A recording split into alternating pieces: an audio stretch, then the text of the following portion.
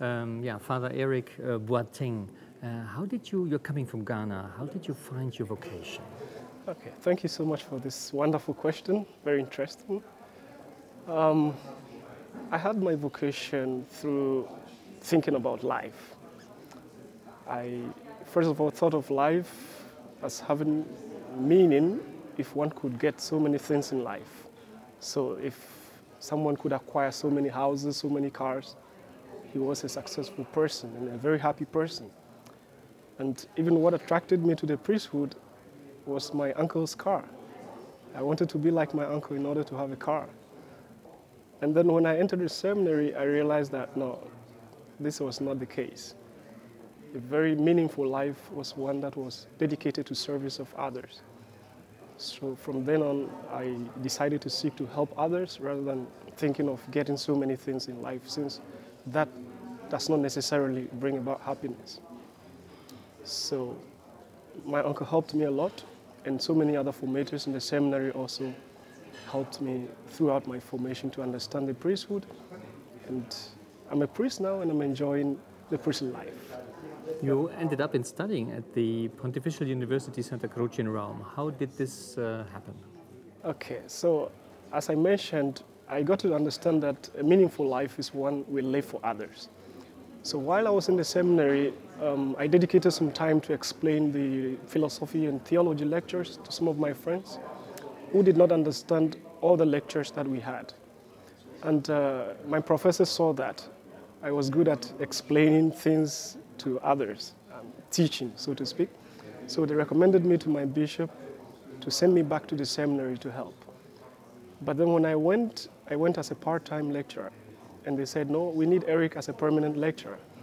So there was need for ongoing formation to come back as a full-time professor and formator.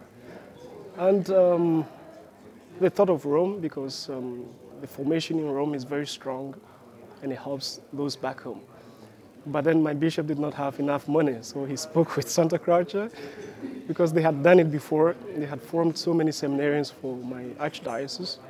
And when he spoke with the Santa Croce University, they were willing and ready to admit me and pay a greater part of my formation costs.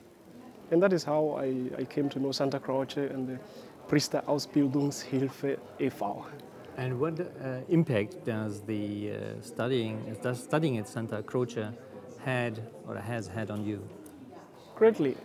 First of all, I've been looking for a personal way to sanctity. And I always had in mind prayer, because every Christian is called to pray and to relate to God.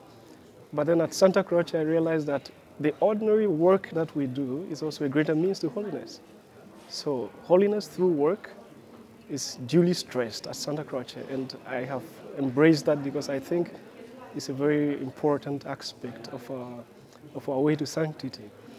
Then also that fraternal community that we have in our college is so wonderful, and I mean to take it with me when I go back home in Ghana to the seminary to help the others.